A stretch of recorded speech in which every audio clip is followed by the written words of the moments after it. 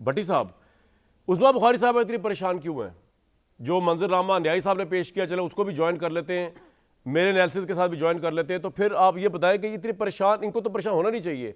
ये 71 की ट्रेजेडी याद करते फिर रहे हैं, ये तो जीते हुए भाई, मुकाबला कोई नहीं इनका तो कर रहे हैं।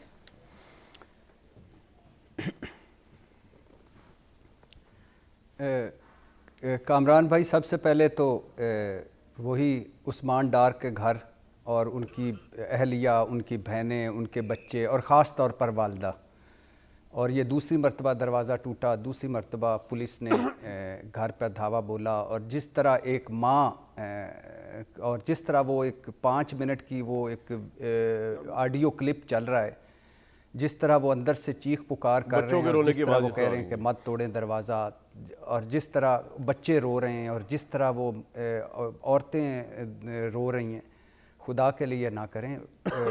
ये आप उस्मान डार ने जो किया है आप बिल्कुल करें, उमर डार ने जो किया है आप बिल्कुल करें, और अगर घर की तलाशी आपने लेनी है तो आप कुछ तो खौफ खुदा करें। और पहली मरतबा भी उस्मान डार की वालदा के साथ बड़ी बदतमीज़ी हुई जब पहली मरतबा आए, और बड़ी ना सिर्फ हरासमेंट हुई उनके साथ, एक 70-75 साला माँ, उसकी हरासमेंट हुई, और इतनी बदतज़ीबी और बदतहज़ीबी और घटियापन हुआ कि जिसका मैं इधर रिपीट भी नहीं कर सकता। ठीक, तो ये ना करें। दूसरी बात भाईजान, अज़मा बुखारी क्यों परेशान है, वो होना चाहें तो उनकी मर्ज़ी है, वैसे तो परेशानियों के दिन गए। हाँ। और दूसरी बात, अकेले हैं, रेस अगर अकेली रेस में भी इन्होंने सेकंड आना है या थर्ड आना है तो वो इनकी मर्ज़ी है। तीसरी बात, लेकिन इस बेमकसद और बोरिंग मौजू से हट के आपकी 2 मिनट इजाज़त लेके, मैं ट्रंप और इमरान खान बड़ी इकट्ठी चीज़ें हैं, सिमिलर चीज़ें हैं, बड़ी सिमिलर चीज़ें हैं ट्रंप और इमरान खान की, नो डाउट। यानी पहले अमरीकी सदर हैं जिन पर इस तरह के इल्ज़ामात लगे और इस तरह की उनकी गिरफ्तारी हुई। अब ज़रा देखिए कि इन दोनों की कितनी चीज़ें मिलती जुलती हैं।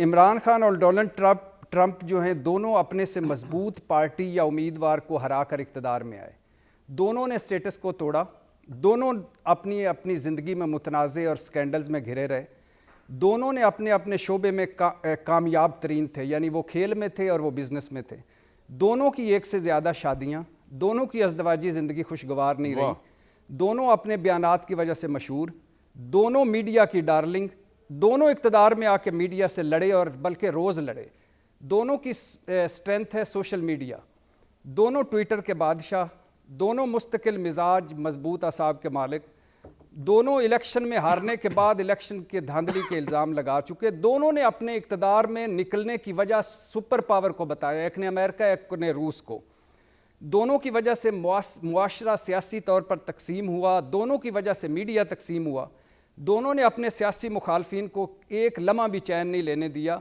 दोनों से सियासी गालियां दी हैं मुखालफिन को, दोनों पर नफरतें बांटी हैं, दोनों पर हसास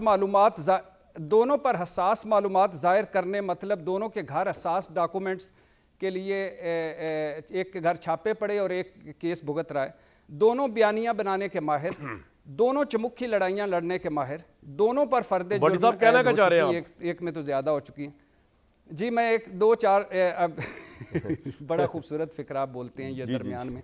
अच्छा, दोनों गिरफ्तार हो चुके हैं, एक गिरफ्तार हैं, दोनों के नारे अजमत पर मबनी हैं, रियासत मदीना और अजीम अमरीका, दोनों औरतों के स्कैंडल्स में रहे, दोनों पर करप्शन इल्ज़ामात, और मज़े की बात सुने कि दोनों तोशाखाना स्कैंडल्स में, दोनों अगले इलेक्शन के लिए पॉपुलर, दोनों की सियासत खतरे में, दोनों की सियासत खतरे में, दोनों एस्टेब्लिशमेंट से लड़ाइयां लड़ रहे, दोनों ने इक़्तिदार में आकर बार बार क्या निकाला आपने भट्टी साहब, दोनों एक दूसरे को, कहना ये चाहता हूं भाईजान, पॉइंट जो आपको, दोनों एक दूसरे को बहुत पसंद करें, दोनों में मैं या मुझे सब पता है या अपनी ज़ात की अजमत के सैर में गिरफ्तार, दोनों के हामियों ने मुल्की इमारतों पर हमला किया, दोनों पर संगीन इल्ज़ामात, दोनों के हामियों ने गद्दारी के संगीन इल्ज़ामात, दोनों की नफरत मोहब्बत, और दोनों अपनी कही बातों से मुकरने वाले। तो अब दुआ यही है कि ट्रंप साहब वो ना हो जाएं जो हमारे इमरान खान साहब हैं, और हमारे इमरान खान साहब वो ना हो जाएं जो हमारे ट्रंप साहब हैं।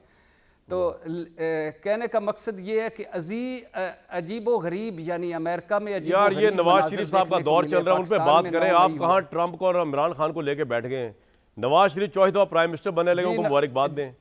आप पता नहीं किन चक्करों में बैठे यार भट्टी साहब। जी मैं एक मिनट रुकिएगा। मैं मेरे प्यारे महबूब कायद, आपको चौथी मरतबा वज़ीर आज़म बनने का आज तो इश्तिहार भी छप चुका है कि अपनी नाअहली ख़त्म कराओ, हमारे पास आओ।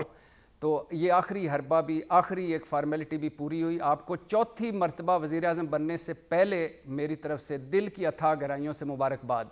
ठीक है उज़्मा बुखारी साहबा, आप जब इक़्तिदार में आएंगे तो क्योंकि आपका तय हो चुका कि आप इक़्तिदार में आने लगे, तो वो गलतियां दोबारा तो नहीं दोहराएंगे जिसके अंदर मीडिया के साथ जंगें लड़नी, मीडिया को क्रश करने के प्लान्स बनाने, इदारों के साथ जंगें लड़नी, इनसे इज्तनाब करके अब आपका अगला फोकस तो इकॉनमी के रिवाइवल और आवाम की बहबूद पे होगा ना? जी यकीनन कोई डाउट नहीं, लेकिन एक बात मैं क्लैरिफाई कर दूं, मुझे वैसे वाकई में जो अपने आप पे वो हैरत होने लग गई कि मेरे मुल्क के अंदर एक पॉलिटिकल पार्टी ऐसी थी जो इस मुल्क को आग लगा चुकी है, पाकिस्तान के अंदर म्यूटनी कराने की कोशिश करा चुकी है, और वो दोबारा अब अगर कुछ ऐसी खौफनाक बातें कर रही हैं तो उस पर मेरा परेशान होना नहीं बनता।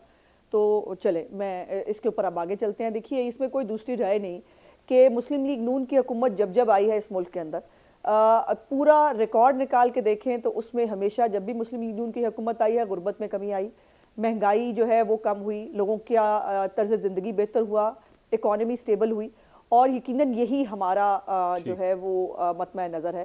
क्योंकि आम आदमी इस वक्त तो आपकी टीम वही होगी जो पीडीएम के 18 माह के 16 माह के दौर में थी, यही टीम होगी, इनके साथ ही करेंगे सारा कुछ?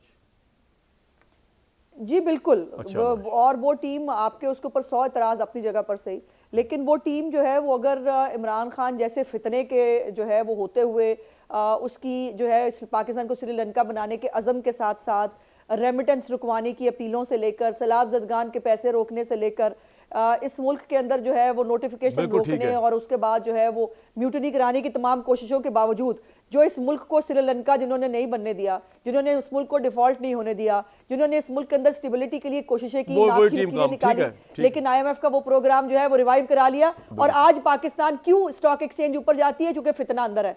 आज जो है वो पाकिस्तान का रुपया क्यों स्टेबल हो रहा है? क्योंकि जो पिछली पॉलिसियां जो बेहतर करके गए थे वो आगे चल रही हैं, और इंशाल्लाह आने वाली हुकूमत और आगे करेगी, और पाकिस्तान के हालात बेहतर होंगे। इलेक्शन होने जा रहा है, इसके अंदर आपको लगता है कि अगर बल्ले का निशान ना हुआ तो तहरीक साहब का वोटर निकलेगा नहीं, लो टर्न आउट होगा? और फिर आप भी सहमत है इस बात से कि नवाज शरीफ साहब जो है वो जो हालात बन गए उसके तहत ख्वाह पॉपुलर है या नहीं है, he is going to be the prime minister? Kamran साहब, ये भट्टी साहब मेरे साथ बैठे हैं सामने, इनसे पूछ लें कि 8-9 महीने पहले हमने जियो पे डिस्कस किया था, तो मैंने उस वक़्त ये बात मैं तो बड़ा क्लियर था कि नवाज शरीफ साहब एज ए वज़ीर आज़म ही वापस आएंगे, और मैंने फिर उस ज़ाहिर कहा था कि इंशाल्लाह वज़ीर आज़म होंगे। मतलब यही था कि इसके अलावा चॉइस ही नहीं है। मेरी कई वजूहत हैं बात करने की, सिर्फ इलेक्शन नहीं है बल्कि मुल्क के जो मारूजी हालात हैं, जिस तरीके से आप एक पॉपुलर पार्टी जो है वो बिल्कुल आप पॉपुलर कह लें या जो तकड़ी सियासत जो है वो बिल्कुल उसको ज़ीरो कर चुके हैं, तो उसकी गैर मौजूदगी में नवाज शरीफ साहब एक और तकड़ी सियासत है, तो कैसे आप उसको नज़रअंदाज करके आगे बढ़ सकते हैं? ये कोई खाला जी अकेले हैं कि आपको निगरान बना लेंगे, टेक्नोक्रेट्स बना लेंगे, पाकिस्तान चला लेंगे?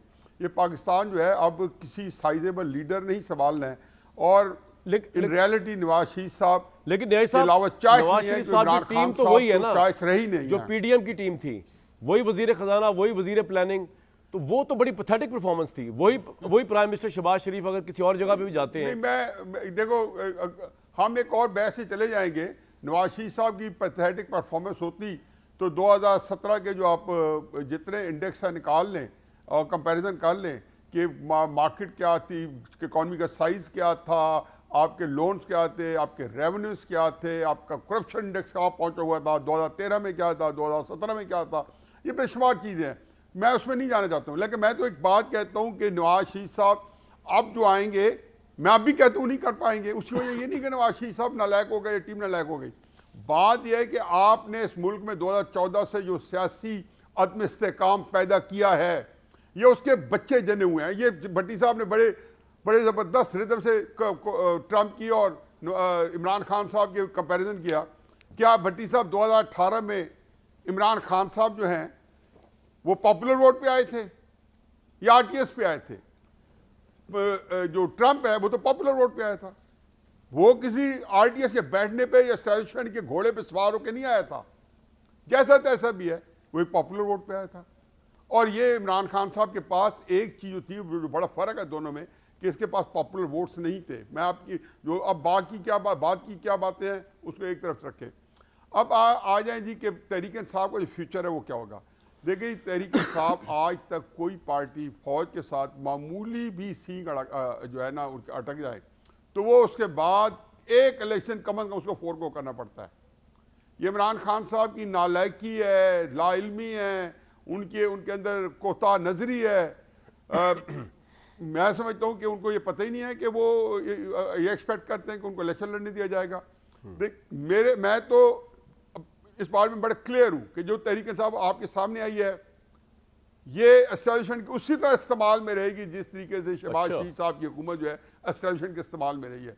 गौहर अली खान साहब बिल्कुल उन्होंने अपनी मर्जी के बंदे चुने हैं। जो आजकल इमरान खान साहब की नुमाइंदगी कर रहे हैं, मेरे समेत तो भट्टी साहब समेत, हम सारे के सारे बुनियादी तौर पर एक एस्टैब्लिशमेंट का जो जिसको कहना चाहिए कि समझें कि बस उनका दौर लग गया एस्टैब्लिशमेंट का, वो खुशकिस्मत है इस लिहाज से। तहरीक इंसाफ को जो जेन्युइन बंदा होगा वो कहीं से ना इलेक्शन लड़ पाएगा ना उसे लड़ने दिया जाएगा। बल्ला नो बल्ला।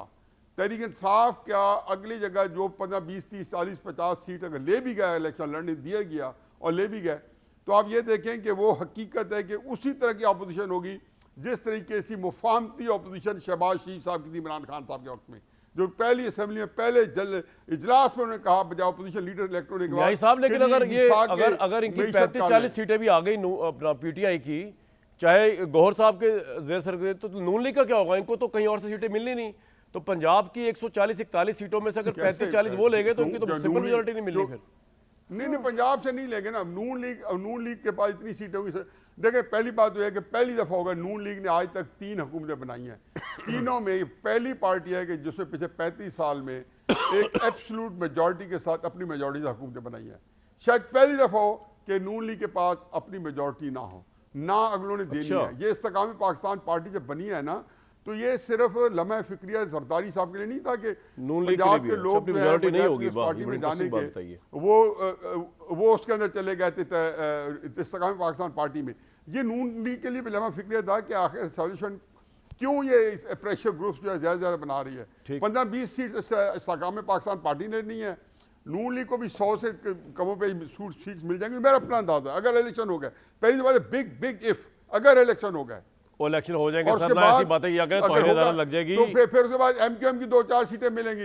अच्छा, ये आपने गौहर साहब का मुझे अजीब बात बताई, इल्जाम जो लगाया आपने कि जी गौहर साहब जो एस्टैब्लिशमेंट के आदमी है, मैं तो उसको नहीं मानता। भाई खुदा के वास्ते मेरे में ना डाले, हमने भी खुद कहा है, मैं तो मान ही नहीं रहा। इल्जाम है भाई, इल्जाम है, साबित नहीं। मैं तो न्याजी साहब आंखों की ठंडक है। मैंने ये कहा कि इल्जाम मेरे पे ये लगा, मैंने कहा गौहर अली खान साहब एस्टैब्लिशमेंट की आंखों की ठंडक है। मुझे बताएं गौहर अली खान साहब का तहरीक साहब से क्या ताल्लुक है? एस्टैब्लिशमेंट की आंखों की ठंडक कब आए? अच्छा, मैं तो ये समझ रहा था आज तक कि मैं और भट्टी साहब एस्टैब्लिशमेंट की आंखों की ठंडक है, लेकिन आपने तो बाजी पलट दी। लो जी, इसमें तो ब्रेक लेनी बनती है, इसमें ब्रेक लेंगे। ये तो हमारी रकाबत सीधी करा दी भट्टी साहब इन्होंने गौहर साहब से। ब्रेक ले लूं या कुछ? जी न्यायी साहब कुछ कहना चाह रहे हैं? न्यायी साहब कहना चाहूंगा, आंखों की ठंडक आप दोनों हैं, आप ये बड़ी साहब, लेकिन आपकी लीग फर्क है। बड़ी साहब और मैं जूनियर लीग के प्लेयर। जी बिल्कुल ठीक। देखें जी, हम तो फौज को जब से अपनी आंखों की ठंडक बना के बैठे हैं, जब से होश संभाला है, आधी फैमिली फौज में। मैं खुद आईएसएसबी से रेकमेंड हुआ हूँ, सेकंड लेफ्टिनेंट की ट्रेनिंग लेने काकुल जा रहा था, फिर मैं गवर्नमेंट कॉलेज चला गया। तो मेरी तो तारीख ये है, the only time I made my self different and distant from Pakistan army, जब 3.5 साल उन्होंने इमरान खान को सपोर्ट किया और मैंने आर्मी चीफ को कहा उस वक्त के जनरल बाजवा साहब को कि ये आपकी पॉलिसी गलत है and I will not accept this policy of Pakistan army, और ये आप गलती कर रहे हैं। और इसके गवाह जो है हमारे साथ मौजूद है। एक ब्रेक लूंगा जी मैं।